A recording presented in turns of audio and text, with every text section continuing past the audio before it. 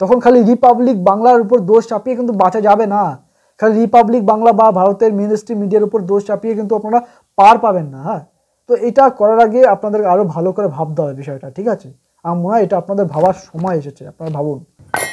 এক, রিপাবলিক বাংলার ভয়তে পুরো কাঁপছে পুরো বাংলাদেশ, জানেন তো? রিপাবলিক বাংলা কেন বলছে এই কথা দেখুন। রিপাবলিক বাংলার হোস্ট ময়ূক রঞ্জন ঘোষ রাত্রি 8টার সময় জবাব চায় বাংলা বলে একটা অনুষ্ঠান তিনি পরিচালনা করেন। ভালো কথা। আপনারা যদি ইউটিউবে আপনাদের ইউটিউব চ্যানেলে গিয়ে আপনারা সার্চ করুন ময়ূক রঞ্জন ঘোষ বলে, দেখতে পাবেন বাংলাদেশে একাধিক সংবাদ মাধ্যম থেকে শুরু করে বাংলাদেশের নেতা মন্ত্রী তো বলা যায় না, এখন উপদেষ্টারা, বাংলাদেশের যারা মৌলবাদী সংগঠন মৌলবাদী নেতারা তারা দেখবেন রীতিমতো ময়ূককে নিয়ে এখন মানে ভয়তে কাঁপছে। তারা রীতিমতো ময়ূককে সামলাতে তারা এখন ব্যর্থ হচ্ছেন। তারা রীতিমতো ময়ূককে নিয়ে এখন বেশ জ্বালাতনের শিকার হচ্ছেন, বেশ মানে কি অস্বস্তির শিকার হচ্ছেন। তারা ময়ূককে নিয়ে দেখবেন অনেক আলোচনা করছেন, সমালোচনা করছেন, ময়ূককে নিয়ে নানান রকমভাবে ব্যঙ্গ বিদ্রুপ, তাকে নিয়ে বিভিন্ন রকমভাবে ট্রোল, বিভিন্ন রকম তারা যা করতে পারে সবই তারা করে যাচ্ছেন। এমনকি আমি গতকালকে দেখছিলাম একটা সংবাদ মাধ্যমে, মানে রিপাবলিক বাংলারই সংবাদ মাধ্যমে, যে তার ছবিও নাকি বাংলাদেশ এই মুহূর্তে পোড়াচ্ছে। তাহলে বুঝতে পারছেন এই রিপাবলিক বাংলাকে নিয়ে তারা কতটা ভয় পাচ্ছেন। এই রিপাবলিক বাংলার ময়ূককে নিয়ে বাংলাদেশের বিরোধী দল বিএনপি নেতারা পর্যন্ত সরাসরি কথা বলছেন। বিভিন্ন মৌলবাদী সংগঠন তো আগেই কথা বলছেন, সংবাদ মাধ্যমদের তিনি বহুত মানে বিশাল পরিচিত এই মুহূর্তে একজন মুখ, রিপাবলিক বাংলার হোস্ট ময়ূক রঞ্জন ঘোষ। মূলত যেটা নিয়ে আজকে কথা বলবো এই রিপাবলিক বাংলা।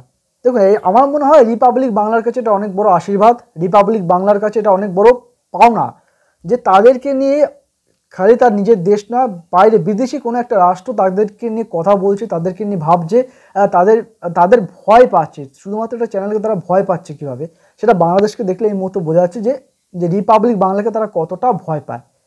ঠিক আছে, তাদের উপস্থাপনা এমনকি রিপাবলিক বাংলা যিনি হোস্ট ময়ূক রঞ্জন ঘোষ তাকে কতটা ভয় পেলে বাংলাদেশ রিপাবলিক বাংলার একজন অ্যাঙ্কার, একজন এটা বেসরকারি টিভি চ্যানেল, তার একজন হোস্ট, একজন অ্যাঙ্কার বা একজন হোস্ট যাই বলুন না কেন ময়ূক রঞ্জন ঘোষ, তাকে নিয়ে তারা সংবাদ তৈরি করছেন, তাকে নিয়ে তারা আলোচনা করছেন, তাকে নিয়ে তারা তার ছবি পোড়াচ্ছেন।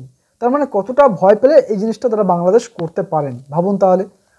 তো শুধুমাত্র একটা রিপাবলিক বাংলার ঘাইলেই পুরো বাংলাদেশ পুরো একদম এলোমেলো হয়ে গেছে। তাহলে যদি ভারত এত বড় একটা দেশ, 140 কোটির একটি দেশ ভারতবর্ষ, যেখানে একাধিক রাজ্য রয়েছে, একাধিক সংবাদ মাধ্যম, প্রতিটা ভাষা নিজস্ব করে সংবাদ মাধ্যম রয়েছে, ভারতের ইংরাজি মাধ্যম যেটা বলে ভারতের মেন স্ট্রিম মিডিয়া একদম ন্যাশনাল চ্যানেলগুলো রয়েছে, তো সবাই মিলে যদি কথা বলতে শুরু করে, আজকে শুধুমাত্র বাংলাদেশকে নিয়ে বেশি কথা বলছে পশ্চিমবঙ্গের কয়েকটা মিডিয়া, রিপাবলিক বাংলার সাথে আরও কয়েকটা মেন স্ট্রিম মিডিয়াও কথা বলছে এখন, কিন্তু এবার যে সারাটা দেশ পুরো ভারতবর্ষের 140 কোটি এই দেশের সমস্ত মিডিয়া যদি কথা বলতে শুরু করে, মানে প্রতিটা ভাষায়, মানে অন্যান্য রাজ্যগুলো যদি কথা বলতে শুরু করে, তাহলে বাংলাদেশ কোথায় যাবে ভাবুন তো একবার।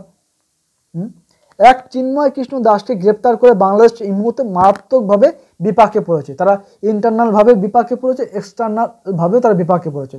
ঠিক আছে, কারণ আমার মনে হয় না দরকার ছিল না, কোনোভাবেই দরকার ছিল না যে চিন্ময় কৃষ্ণ দাসকে গ্রেপ্তার করা। তা সেই ওনার যে দাবিটা ছিল সেটা ওনাদেরকে নিয়ে আলোচনা করে একটা সিদ্ধান্ত পৌঁছানো যেতে পারতো। সেই সিদ্ধান্ত তারা না করে চিন্ময় কৃষ্ণ দাসকে কীভাবে গ্রেপ্তার করে তাকে আটকানো যাবে, কীভাবে তাকে তার এই আন্দোলনকে থামানো যাবে, তার সমস্ত রকম চেষ্টা করা হয়েছে। মানে তারা বাংলাদেশ সরকার ভেবেছিল যে চিন্ময় কৃষ্ণ দাসকে গ্রেপ্তার করলে হয়তো সব সমস্যার সমাধান হয়ে যাবে, হিন্দুত্ববাদী যে আন্দোলন সেই আন্দোলনটা হয়তো থমকে যাবে বা আন্দোলনের যে গতিটা আছে সেটা হয়তো থামিয়ে দেওয়া যেতে পারে।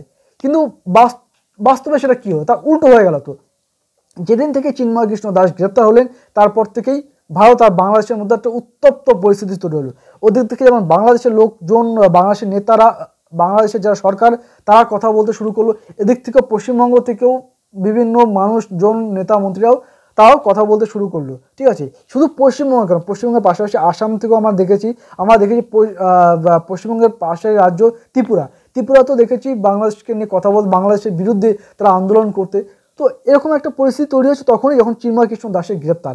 এটা যদি বাংলাদেশ একটু মাথা খাটিয়ে একটু ব্রেন খাটিয়ে যদি তারা কাজটা করতো আমার মনে হয় এত বড় একটা ভুল তারা করতো না। আজকে চিন্ময় কৃষ্ণ দাসকে কয়েকদিন আগে বাংলাদেশের মানুষই তাকে চিনতো না, সেখানে আজকে চিন্ময় কৃষ্ণ দাসের সারা পৃথিবীর লোক চেনে। তারা সারা পৃথিবীর লোক চিন্ময় কৃষ্ণ দাসকে নিয়ে আজকে কথা বলছে, সারা পৃথিবীর লোক চিন্ময় কৃষ্ণ দাসের মুক্তির জন্য প্রে করছে। এটা কে করলো? এত পাবলিসিটি কে দিয়ে দিল? বাংলাদেশ নিজে থেকে চিন্ময় কৃষ্ণ দাসের পাবলিসিটি তৈরি করে দিল, ঠিক আছে। আজকে তারা বলছে যে ভারতের মিডিয়া তাদের বিরুদ্ধে নাকি অপপ্রচার করছে, তাদের বিরুদ্ধে নাকি ষড়যন্ত্র করছে, তাদের বিরুদ্ধে নাকি ভুল তথ্য ছড়াচ্ছে। তাহলে আমার একটাই প্রশ্ন, ভারতের তো জাস্ট পশ্চিমবঙ্গের কয়েকটা মিডিয়াই মূলত আপনাদের হয়ে কথা, আর তাছাড়া আর কয়েকটা মিডিয়া আমাদের ইংরাজি ভাষা যে মেন ন্যাশনাল মিডিয়াগুলো আছে তারাও কথা বলছে ঠিকই, কিন্তু বেশি বলছে আমাদের পশ্চিমবঙ্গ থেকে। তা যে সারা দেশ কথা বলতে হলে জানি না আপনাদের অবস্থা কী হতো। আর আপনাদের যেটা বললো যে রিপাবলিক বাংলাকে আপনারা কেন কাউন্টার করতে, যদি আপনাদের মনে হয় যে তারা ভুল তথ্য দিচ্ছে, তারা যে ফেক নিউজ ছড়াচ্ছে, তার কেন কাউন্টার আপনারা করতে পারছেন? আপনাদের দেশে তো সংবাদ মাধ্যম আছে, আপনাদের দেশেও তো মিডিয়া রয়েছে, তো তাদের পক্ষে কেন সম্ভব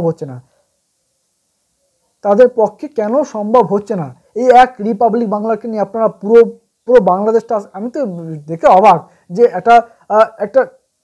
একটা ভারতের একটা টিভি চ্যানেল, বেসরকারি টিভি চ্যানেল, এবং তার একজন হোস্ট, তাকে নিয়ে অন্য একটা পাশে একটা দেশ তাকে নিয়ে মানে রীতিমতো মাথা ব্যথার কারণ হয়ে দাঁড়িয়েছে। তিনি তাকে ভয় পাচ্ছে। এটা রিপাবলিক বাংলার কাছে অনেক বড় আশীর্বাদ মনে হয়, কিন্তু তাদের যে জার্নিটা সেটা মনে হয় সাকসেস হতে পেরেছে। তো তারা যেটা বলতে চেয়েছে সেটা মনে হয় তারা আজকে বলতে পারছে। সেটা মনে হয় তাদের যে হিন্দুদের উপর অত্যাচারের যে দাবিটা তারা দিনের পর দিন করে আছে, সেটা মনে হচ্ছে তারা অনেকটা বেশি এস্টাবলিশ করতে পেরেছে।